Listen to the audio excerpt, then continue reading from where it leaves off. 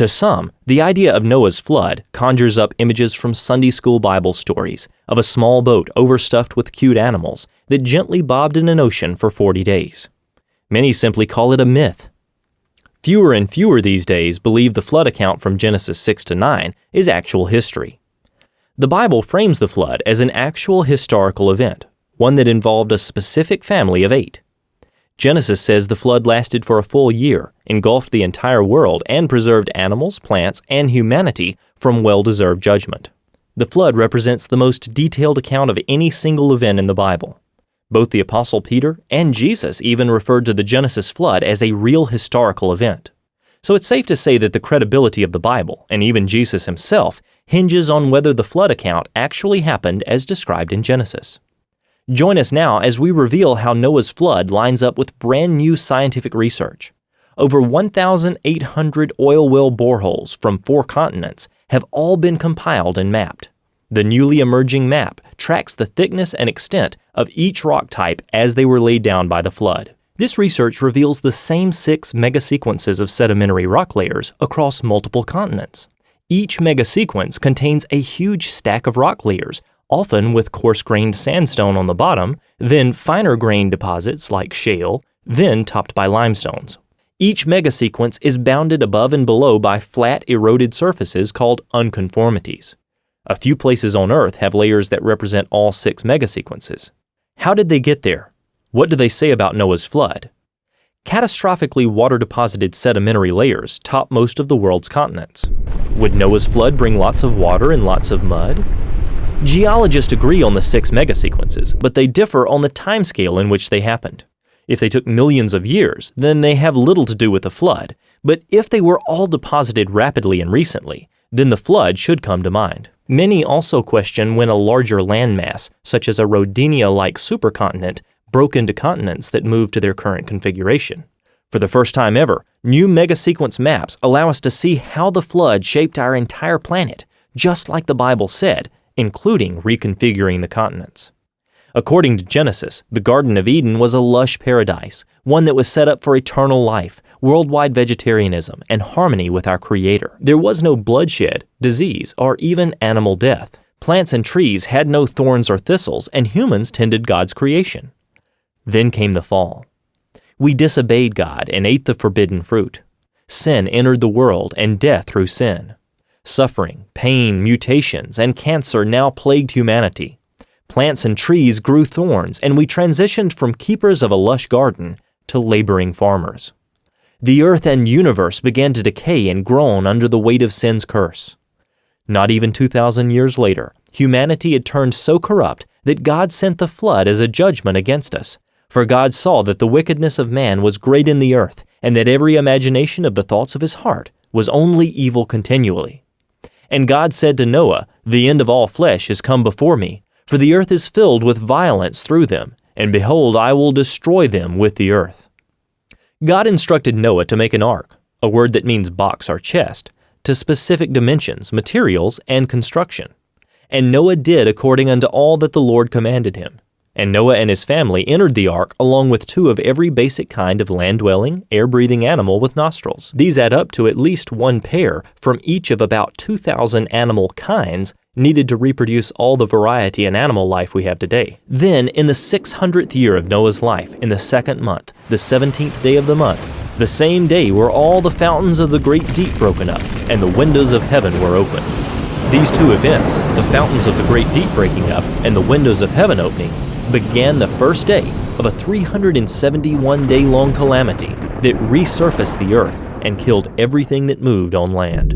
Hot magma mixed with steam pierced the earth's crust. Giant rifts or tears ran thousands of miles across the planet. Scalding hot magma vaporized massive amounts of water that jetted into the atmosphere. The water fell back to earth as intense global rain, along with torrential rain from heaven for 40 days. Worldwide catastrophic rifting caused massive mud-filled tsunamis to speed across deep ocean floors, then onto shallow ocean floors, killing everything in their path. The first megasequence wipes out mostly shallow marine habitats. The bursting fountains of the great deep spew out megatons of magma and carbon dioxide. Sure enough, the first megasequence rocks show a spike in volcanic activity and massive amounts of carbon dioxide. During these first 40 days, intense water currents overtopped most of the flooded continents. Water-laden sediment travels at highway speeds. Thick sediment blankets start covering low regions of the continent. Fossils show that the first 3 megasequences buried the shallow seas that were filled with marine life, as these deposits have almost no trees or land animals. All 3 megasequences covered similar environments across North and South America and Africa, the 3 continents mapped so far. One global cause, Noah's flood, best explains this one worldwide effect. Then by the 40th day of the flood, the Absorica megasequence began hitting. The maps show that this is when things got much worse. Something shoves the water over the tops of even the high lands from that ancient world. The newly forming ocean floor offshore is so hot that it starts very thick, pushing up the ocean waters from beneath. Sea level rises dramatically. Molten magma rises and fills the widening gaps, pushing the mid-ocean ridges wider. The distant colder ocean floor shoves against the continents, then slides beneath them like giant conveyor belts, deep beneath the earth in some places. Rather than the conventional model that has the seafloors spreading slowly, this runaway subduction actually happened quickly, moving at about 5 miles per hour, due to the heat caused by the friction and pressure of the rapidly subducting plates. As the diving ocean floor plates subduct under the land, they push down the continental edges and then release them, creating tsunami cycles that blanket the continents.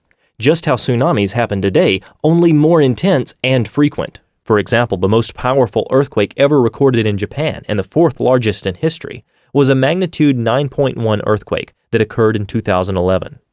This earthquake was caused by an undersea megathrust about 45 miles east of the Japanese coast. At the center, there was a 160-foot slip between the overriding plate that was part of Japan and the underlying Pacific plate. The sea bottom rose about 23 feet when the fault unlocked, and the resulting earthquake triggered a devastating tsunami that was 133 feet above sea level and traveled inland for 6 miles. The tsunamis occurring during the flood, however, were different, much different. With the ocean ridge bursting open rapidly and pushing the ocean floor under land continents on a worldwide scale, tsunamis were happening in cycles, several every hour, and with long stretches of subduction zones active at the same time. The incoming phase of a tsunami has a much higher speed and is highly turbulent, which keeps the sediment in suspension, but it leaves behind layers of sediment as it slows down in the retreating phase. This cycle repeats several times every hour during the 150-day inundation stage of the flood, first entombing the shallow marine life, followed by land creatures in different habitats and elevations, leaving behind what we see today in the fossil record.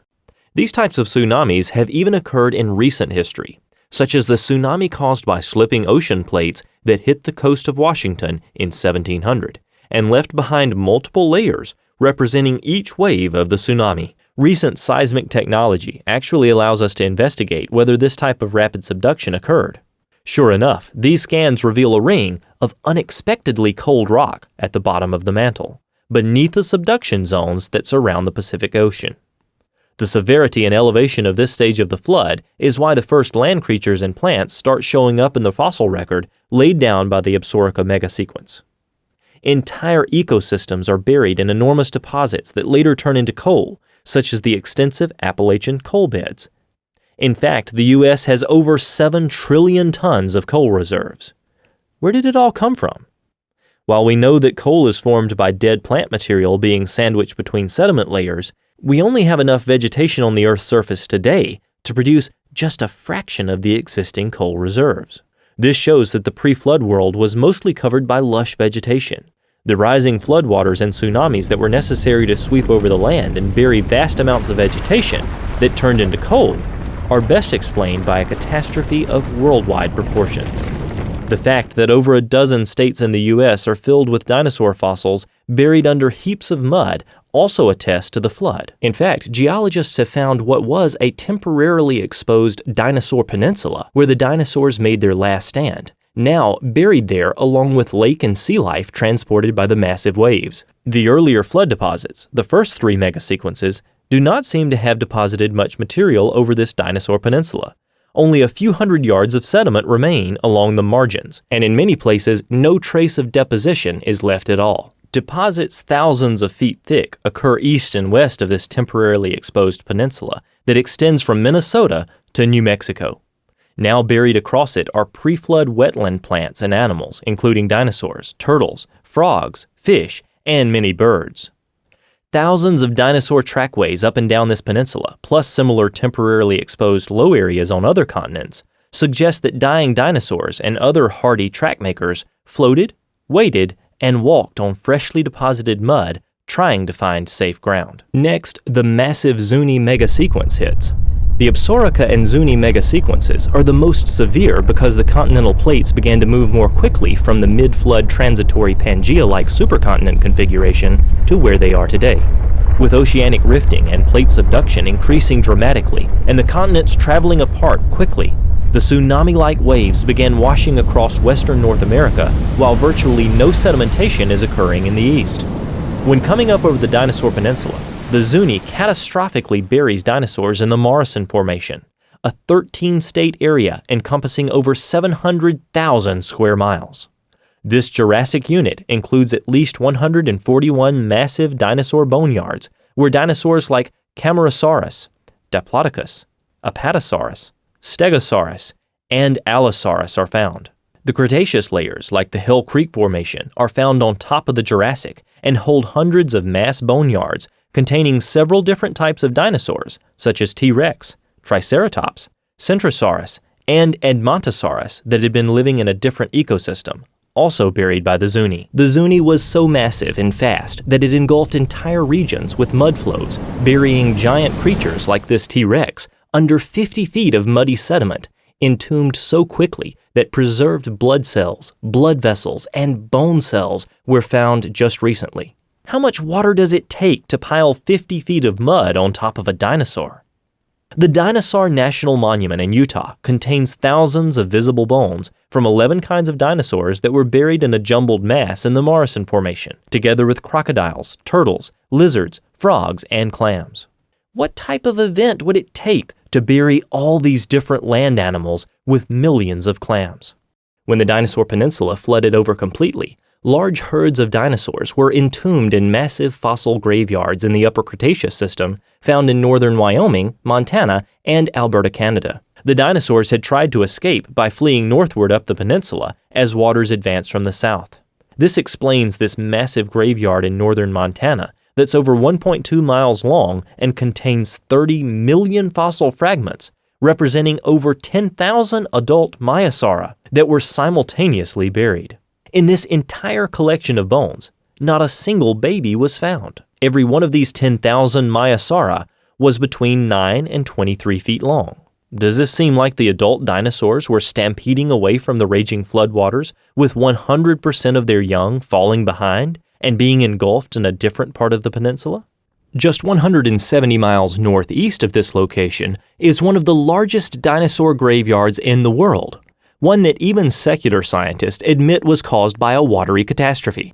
Here, thousands of centrosaurs are buried in 14 mega bone beds over an entire square mile, which is nearly 500 football fields. Looks like a massive herd of these creatures, thousands of them, were simultaneously buried in mud by Noah's flood. Just 45 miles west from this location is yet another massive flood deposit, and this one even has 49 different species of dinosaurs buried along with turtles, crocodiles, fish, flying reptiles, birds, and small mammals. What type of disaster could bury 49 species of dinosaurs and many other types of animals, including marine life, together in mass graves? These mass burial sites are common in the U.S. as well. For example, look at this dinosaur dig site in Wyoming, where a 1-meter-thick layer of mudstone stretches for 80 acres, with over 1 million bones buried in a graded, sorted bed, where big bones are found at the bottom and little bones on top. The only way to develop a graded bed like this is by a catastrophic process that transports these bones and deposits them during a single event. Large flying creatures like pterosaurs were able to fly to escape the rising floodwaters, delaying their demise until the later stages of the flood. The fossil record shows they are buried in many different layers all over the world. There's no doubt that widespread volcanism was also involved in finishing off the dinosaurs, as many of these mass graves are literally packed with volcanic ash. Ash that in many cases was mixed with water when it emplaced the dinosaurs in their tombs. One section of the Morrison Formation, called the Brushy Basin Member, spreads across 5 states and includes over 4,000 cubic miles of volcanic materials. Without a single volcano in the Morrison Formation area, geologists believe this material had to be carried all the way from volcanoes on the west coast, volcanoes created by the magma rising from the subducting ocean crust plunging under the land. Today, these subduction zones form the Ring of Fire, responsible for over 90% of our earthquakes. The Bible records that on the 150th day of the flood, God made a wind to pass over the earth. The waters started to recede. The fountains of the deep and the windows of heaven were stopped, and the rain from heaven was restrained. After the water peaked over the top of the highest remnant of the pre-flood world, it began to rush off the continents, eroding and reworking some of the deposits laid down in the previous megasequences, especially carving away at the Zuni deposits. This final phase appears to have been different than the others because there was a reversal in flow direction as the waters began to sheet off the continents. This flow reversal transported much of the fossils deposited earlier off the highest uplands, spreading them towards the edges of the continent. The evidence points to the floodwaters draining southward off of the U.S. towards the Gulf of Mexico with a sheet wash pattern all at once. This is why we find massive sand deposits in the deep water of the Gulf of Mexico. Billions of barrels of oil have been discovered there, with much of it found within a massive 1,100-foot thick bed of pure sand in over 7,000 feet of water, over 200 miles offshore. In addition, as the flood ended, plants swept off the pre-flood lands formed massive coal beds, such as in the Powder River Basin of Wyoming and Montana. These layers contain the largest coal deposits in North America that currently supplies over 40% of the coal in the U.S. Some of these stacked coal beds are up to 200 feet thick and cover areas that are 60 miles long by 60 miles wide. The sheer volume of plant material required to form such a massive layer of coal testifies to catastrophic circumstances. The massive runoff that began with the retreating floodwaters may also explain the lack of human fossils in the rock record. Any residual human remains left buried in earlier deposits were totally destroyed by the erosive, retreating floodwaters. In line with God's promise to wipe them from the face of the earth, any residual remains were ground up and likely spread in all directions over great distances in the Tejas megasequence, lessening the likelihood of finding any human fossil remains.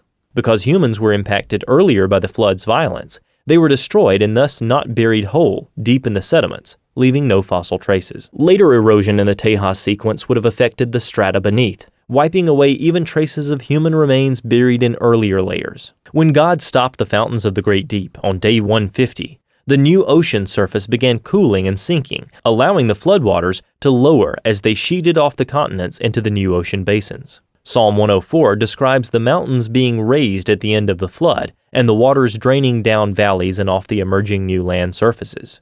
The seafloor rifting process and the resulting mountain forming process explains why sea creatures are found on mountaintops all over the world, high above current sea levels. For the remaining 220 days of the flood, the water recedes from the earth and it dries out, allowing time for earth to be replenished with vegetation for the animals to eat when they eventually come off the ark. This year-long catastrophe left behind a vast number of proofs that, quite frankly, make its occurrence obvious. First, we have the staggering volume of fossil-bearing sedimentary rocks around the world. Over 1 mile thick on average, billions of dead things buried in rock layers laid down by water all over the earth. And the sediments they're found in lie above sea level. What sort of water process could emplace so much sediment above sea level on top of the land surface? Another clue is the vast horizontal extent of individual sediment layers with little to no erosional channeling between successive layers. What sort of transport and depositional process could conceivably generate such uniform layers over such vast horizontal distances?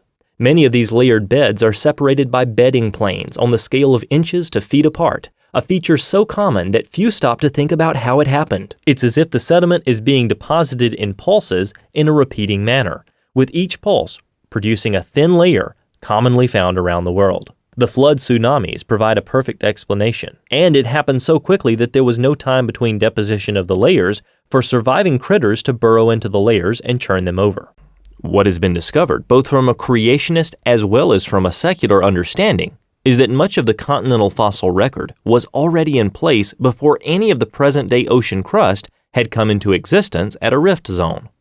For example, all of the trilobite fossils had been deposited, plus all of the older coal deposits had already been formed before any of the present-day ocean crust had formed.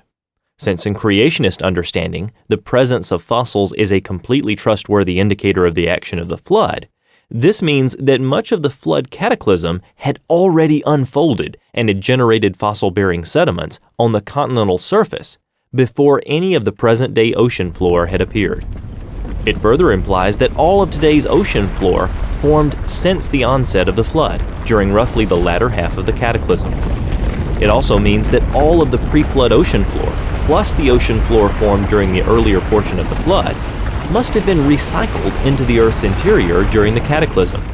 These considerations indicate in a compelling way that rapid plate tectonics must have been a major aspect of the year-long flood catastrophe. This 6-megasequence worldwide flooding process perfectly set the stage for the subsequent ice age. The oceans had been tremendously heated by the rifting that had taken place along the 45,000-mile ridge system and the creation of a completely new seafloor from hot lava as a consequence. This caused an abnormal amount of evaporation and thus continuous rain that was likely worldwide. The volcanic activity created by the subduction zones that created the Ring of Fire would have spewed volumes of ash and aerosols high into the atmosphere, resulting in cooling over the continents, especially in the higher latitudes. These factors combined to produce an ice age that lasted a few hundred years, but ended as the conditions that caused it waned. The ark came to rest on the mountains of Ararat in the 7th month, on the 17th day of the month.